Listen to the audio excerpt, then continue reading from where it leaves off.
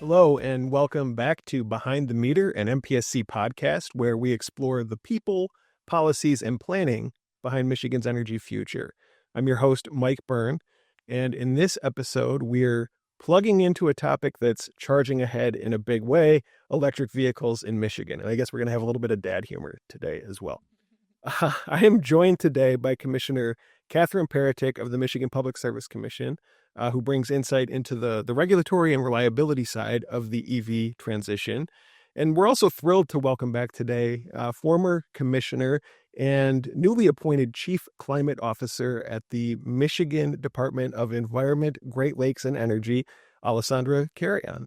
Alessandra brings a big picture view of how EVs fit into Michigan's clean energy and climate goals. Welcome to both of you today. Thank you.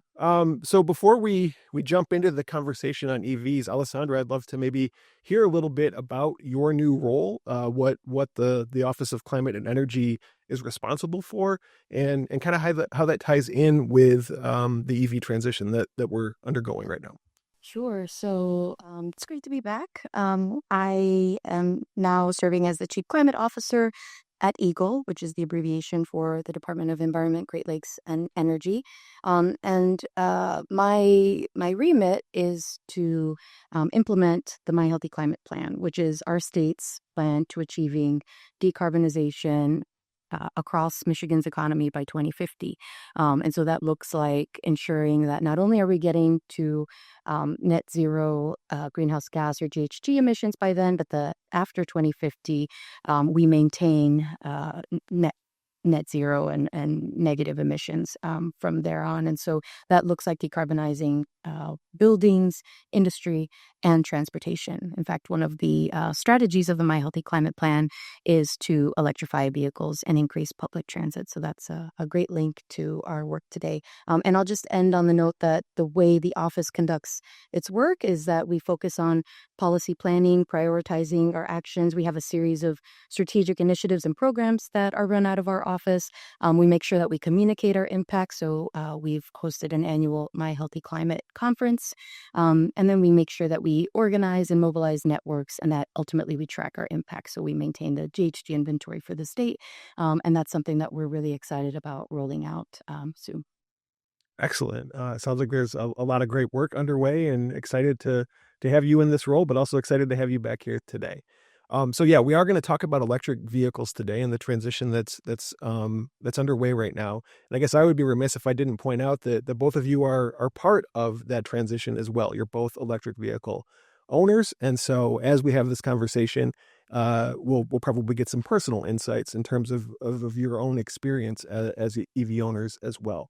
So maybe we can start out by asking Commissioner Peretick about the role that the MPSC plays in supporting EV infrastructure and policy. Can you tell us a little bit about that? Yeah, but first I'm going to tell you about my transition to an electric vehicle. That sounds great. What made you make the switch? So my dad actually worked at Ford for 34 years as an engineer. And he has a 1992 Fox Body Mustang that he drag races, and that I kind of grew up modifying with him and working in the garage with him. And so I've always been a bit of a car person. And I even owned a 5-liter V8 Mustang manual transmission for a little while too, which was a lot of fun to drive. But then when Ford came out with the electric Mach-E, that was really exciting to me. So I transitioned from the 5-liter V8 to a fully electric all-wheel drive car that is the Mustang Mach-E, and it's been great. I've had it for about 3 years now, and I drive it every day. Drove it here to Lansing today. Drove it to Grand Rapids for a public hearing that we had. So your actual question, though, was about the role that the Public Service Commission plays in supporting EV infrastructure and policy. So that is ensuring that there is enough electricity for people to do whatever they want with that electricity is fundamental to our job. We need to make sure that people have electricity when they want it, where they want it. So to make sure that that's the case, two things are needed. We need to make sure that there's enough generation and that there's enough poles and wires to get that electricity to where it's needed. So we have to ensure both of those things. So the first, how do we ensure that there's enough generation? We do that through integrated resource planning, or IRPs. So making sure that there are enough generators, electric generators, that will be able to generate that electricity at the time that it's needed. And then the second piece of that is the distribution. So how do you ensure that the electrons that you need get to the right place? And that happens through our distribution system, the poles and wires that connect those generators to your EV charger or whatever you want to use that electricity for. And that happens through our distribution planning process. So, for example, I live in Plymouth, and on my block, in the 6 houses that are on my block, there are 5 EVs. Okay. There's a lot of my neighbors really love their electric vehicles as well. I think there are 3 Mustang Mach-E's on my block. And so as a result of that, that's a lot more generation on my little city block than was originally planned for in the 50s when my house was built. So certainly that transformer has had to be upgraded, and the utility had to plan for that, had to plan for having enough supply, enough workers, enough transformers, and then actually go and do that work to upgrade that transformer in that location. And planning for that is part of that distribution planning process. That's great. And so, the work that the commission does is important to making sure that the system is able to accommodate additional electric vehicles. There's a lot of charging that takes place sort of at individual residences, but there's probably a need for charging kind of out in the world as well. As you look at, the kind of a conventional internal combustion engine, there's gas stations everywhere, and sort of charging away from your sort of home or residence. It seems like it could be a challenge. So what are we doing in the state of Michigan or at the commission to be able to kind of promote availability of charging away from where you reside? I can speak to a couple of those points from the perspective of state planning.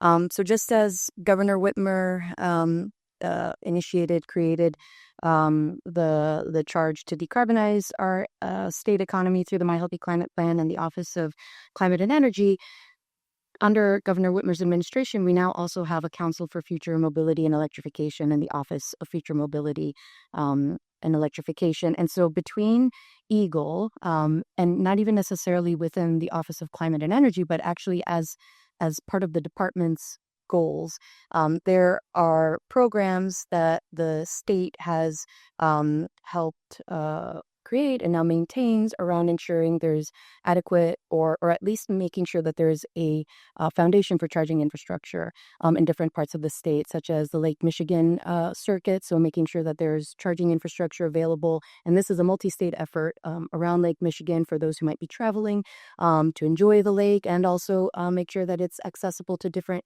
types of vehicle drivers. But then also, considering how the placement of chargers matters. And so that's where OFME, the Office of Future Mobility and Electrification, and the Council for Future Mobility and Electrification have been really instrumental in understanding what's the appropriate number and type of chargers that needs to exist around the state so that OCE can meet, can ensure that our implementation goals of reaching decarbonization by 2050 are met through the electrification of vehicles. That EGLE, in its effort to ensure there's appropriate charging infrastructure, can converge our goals and our targets with, these broader multi-department goals around where chargers need to be, how many we need, and making sure that Michiganders and those who travel to our state or out of our state are getting their charging needs met. So I'd say that's one aspect. And just to note too, from the Office of Climate and Energy, we like to think of electrifying vehicles, and in fact, it's kind of in the same. It's in line with our transportation decarbonization goals of electrify vehicles and increase public transit. So we're looking at the transportation ecosystem broadly to say not only do we think powertrains need to electrify, but we're also looking at moving people differently through public transit, increasing the ridership in transit, and then thinking about how communities are designed so that perhaps when you a person who needs to get to work is also thinking about different mobility modes that they may have to live, work, play, do what they need to do within their communities. Yeah, and I guess I also just want to note that over 80% of your charging actually happens at home. So you note that there are gas stations all across Michigan, and almost everybody who owns an internal combustion engine car, a car that's fueled by gasoline, needs to charge at one of those gas stations, or needs to charge. Yeah. I'm already transitioning my vocabulary, apparently. Needs to fill up at one of those gas stations, right? They don't generally have a gas station in their garage. Right. But it's kind of like a different mental shift when you have an electric vehicle, of that most of my filling up happens in my garage. I'm probably over 80% of charging in my garage versus a public charging. I really only need to public charge if I'm going on a really long trip. Okay. Like for example, earlier this year, I drove to Chicago without having to charge. I live in Plymouth, and I could get all the way to Chicago without having to stop and charge. I had to charge when I got there, but I could just plug in overnight. But if you're going farther than that, then yes, you do need to find an en route charging station. And even just over the 3 years that I've had my EV, there have been a lot more charging stations that have been built throughout the state, and it's a lot easier to find a place where you can fast charge. So there are a lot of planning that's happening for that, to ensure that those charging stations are occurring and being built on those long distance routes where people might be driving and driving longer distances where they will need to stop and charge along the way. And you talked about fast charging. Can you help people understand sort of the difference between that and maybe what an overnight charge would look like? Yeah, absolutely. So overnight, my car takes a long time to charge. It takes basically all night to fill back up, and I just leave it plugged in all night. That's called a level 2 charger. I think mine is around a 4 kilowatt charger in my garage. But if you're on a road trip, you don't want to stop for 12 hours and charge up. So there are special charging stations, fast chargers or level 3 charging stations that operate at much higher power rates. Some of them up over 100 kilowatts. So they charge you back up much faster. When I drove to Grand Rapids for the public hearing that I referenced, that I stopped at a Meijer gas station, or a Meijer to charge up, and I went inside to do my grocery shopping as my car was charging, and needed to hurry back out because not finish my grocery shopping because my car was finished charging, and I needed to get back out there. So it only took me about 15 minutes to go up to a full charge at one of the fast chargers. So there's a really big difference between the overnight level 2 chargers that are in your garage and those fast chargers that you will see on the side of the highway. That's great. That's super helpful for letting people understand sort of what to expect if they were to make this switch. I think maybe another question would be sort of how does the kind of cost of operating an electric vehicle compare to an ICE vehicle? Are there things we should be thinking about from that standpoint? Yeah. Ultimately, the way that we can think about the actual cost of owning an EV versus an internal combustion engine or ICE or gas-powered vehicle is something that is referred to as the total cost of ownership. So not looking exclusively at how much does it cost to purchase the vehicle up front, but over time, how much does maintenance and fueling cost? And ultimately, we see that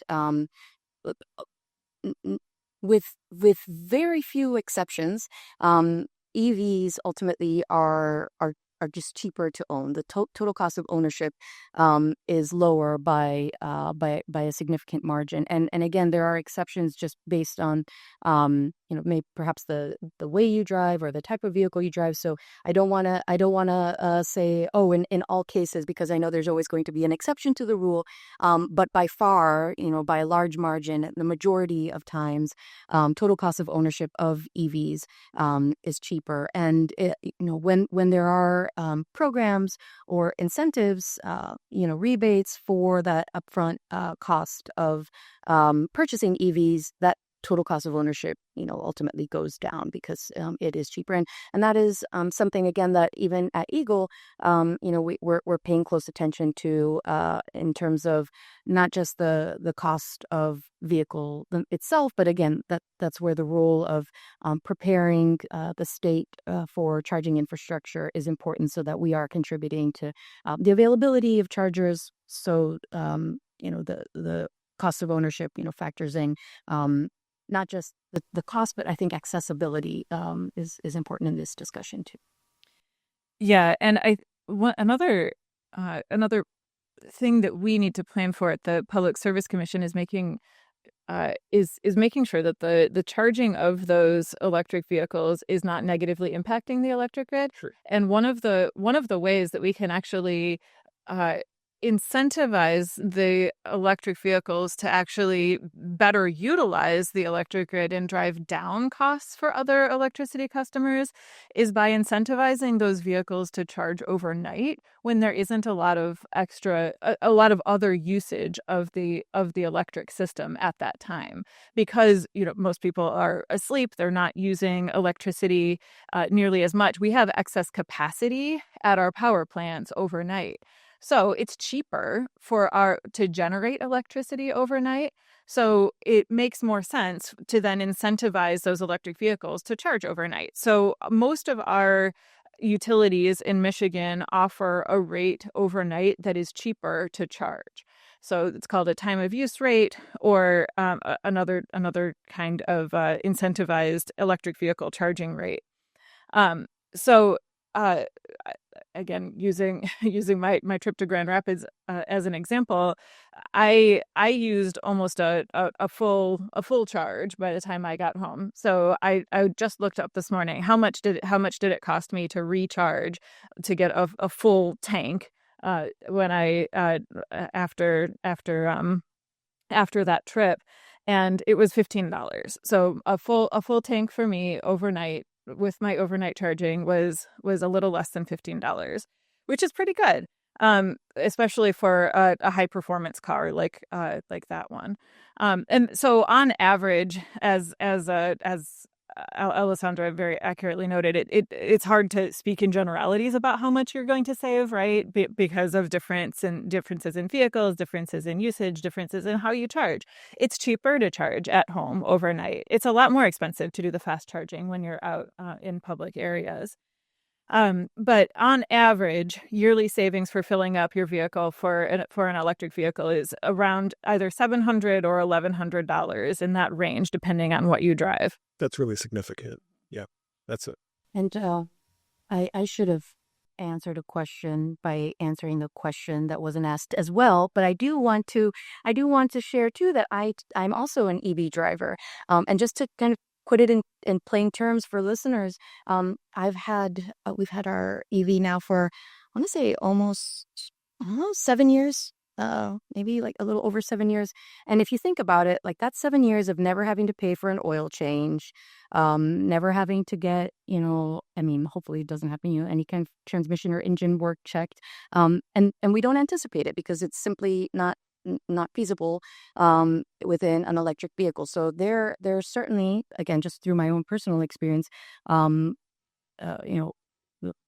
reduction in costs that you can expect purely based on the fact that these cars are designed and built totally differently. And then to Commissioner Peretick's point, then you have to think about the fuel equation there. But just in terms of maintenance, it's a completely different story and experience.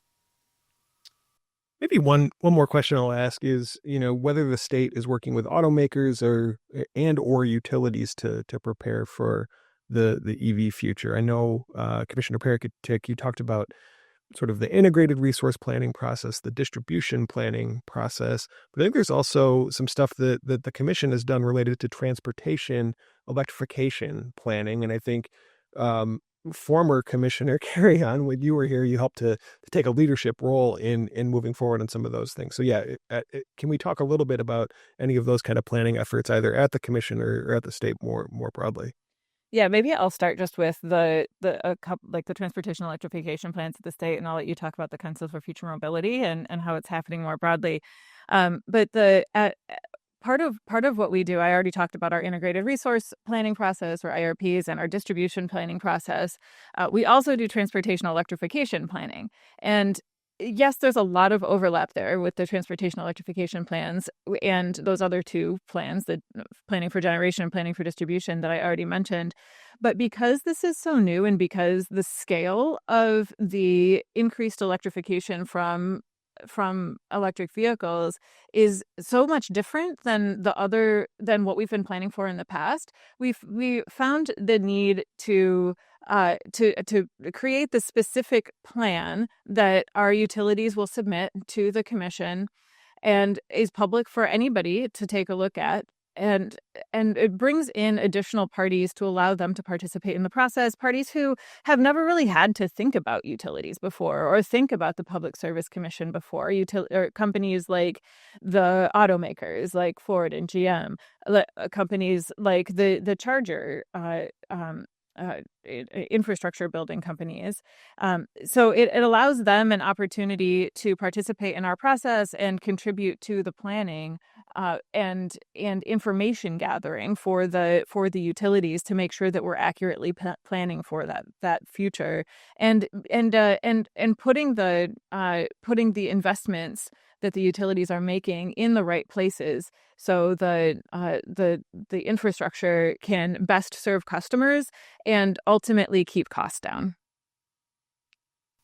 Yeah, and I think, as Commissioner Peretick mentioned, at the Council for Future Mobility and Electrification, I noted it earlier, but it is intended to be a forum through which multiple parties, different sectors can look specifically at what is required and what either policy change or programmatic opportunities might exist in Michigan to make our state best in class, both in terms of economic development as it relates to the automotive or mobility industry. And CFME isn't just confined to automotive mobility. It looks at everything from maritime to air, aviation. But when it comes to the topic of vehicle electrification, it's really interested in making sure there's coordination around different sectors on what is required to reach the goal of 2 million EVs on the road by 2030. And I noted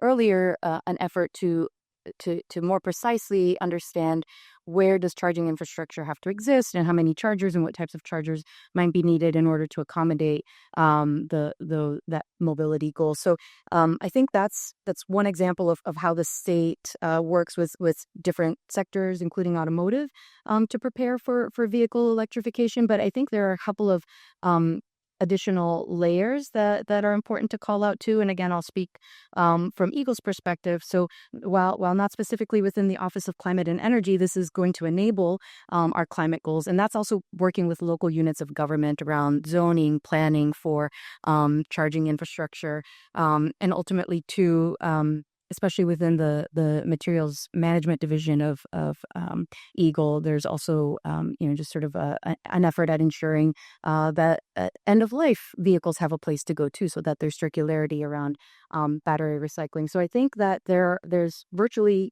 anyone can see themselves in this conversation around planning for an EV future, if it's as drivers, if it's as state government, making sure the infrastructure is there, that the grid through the MPSC can accommodate the new load, that industry, our auto OEMs are able to meet their own business needs, but that also communities are thriving because of the way transportation electrification plays out in their cities or townships. That's great. And it's really exciting to hear that there is so much effort underway and that the state is taking a big leadership role. It's this is the birthplace of automation, right? The home of the Motor City. It seems like Michigan should definitely be at the forefront on these issues. I want to give both of you an opportunity to maybe give us any closing thoughts you have. I think this has been a great conversation. It's been awesome to get a sense of some of your own kind of personal anecdotes as it relates to being EV owners. But Katherine. Oh, lots of personal anecdotes when it comes to being an EV. Don't you'll have to talk to my husband at one point about our trip to Pennsylvania through a sleet and snowstorm. Oh, right. In an EV as we were trying to charge along the way. But yes, it was one of the things that I'm really excited about the future of electric vehicles in Michigan with respect to the electric grid is just the benefits that they're able to provide to affordability and increased usage of the electric system in a way that has been impossible for us in the past. Through managing the charging of electric vehicles, so one very simple way is what I described earlier of providing incentives so vehicles charge overnight more than they charge during the day when electricity is more expensive to provide. But you can get more creative than that and more complicated, where a utility could potentially tell your vehicle to stop charging in the middle of a charge and then pay you for that, right? And pay you a little bit of money for them to be able to control when your car is charging. A couple of our utilities have pilot programs that are testing this out right now. And if those are able to work, then that can provide additional flexibility for the electric grid that will ultimately reduce cost to all customers. And then taking it even one step further, eventually in the future, maybe there's a way to have the electric vehicles discharge some of their power onto the electric grid, which is called vehicle to grid. So that and eventually start testing ways where not only is the electric vehicle using the electric grid to charge, but then maybe it can also be supporting the electric grid by discharging and providing power during times of really high peak usage. And then the utility would then pay that vehicle owner for that electricity and for that usage. So I'm excited about the future and excited about all of the possibilities that exist as a result of this new technology. That's great. Thank you. Alessandra? Sure. I'll return to personal anecdote and then end with just a few remarks on why this is so important from a climate perspective. But I must say, we've been happily driving our EV now for many years, and as our family has expanded too, it's kind of interesting. Sometimes I have a 5-year-old who has really never had an experience in gas-powered vehicles other than other people's cars. And I remember the first time that it started occurring to him that there were gas stations, where he asked me what's a gas station? So I had a chance to explain that to him. So that's, just an endearing moment. But I also recently we had a family road trip to New York City, and I can say that it was very successful with our family of 4. But yes, a happy EV driver, and I'll say, and this all connects back to why it's so important.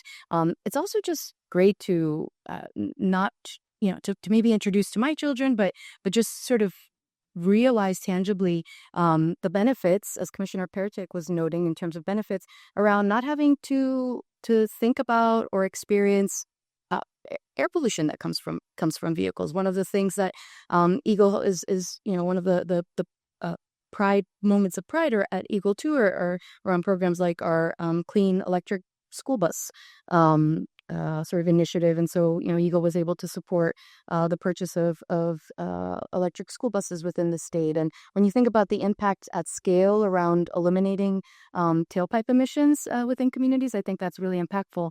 And not to mention the fact that within the state of Michigan, after electric or grid emissions, transportation's number 2 in terms of GHG emissions. So I think this is exactly why this conversation is so important, in terms of coordinating both the planning for the grid as for climate and transportation. And we should recall too that the state of Michigan is also a purchaser of vehicles. So we have a directive around converting our state fleet to electric vehicles as well. So again, everyone, this is for everyone, something for everyone, and I think a target, a goal that ultimately in working together, we can find a way to make sure that the benefits reach everyone equitably. That's outstanding. And it's a great point you make about the state fleet. I was just hearing from some of our employees at the commission today that they were able to take a trip to check out a new battery storage project and drove one of the state's electric vehicles to and from that project. So tying it all together. So thank you both for being here today. Thank you both for sharing your own personal insights and for telling us about the efforts underway at the commission, at the state level, to be able to make some progress. It sounds like the future is probably closer than we think, and is really exciting. And it's great to have both of you taking leadership roles in guiding us through this transition. So yeah, I appreciate all of you for joining us today. We look forward to future conversations and hope that you join us again behind the meter.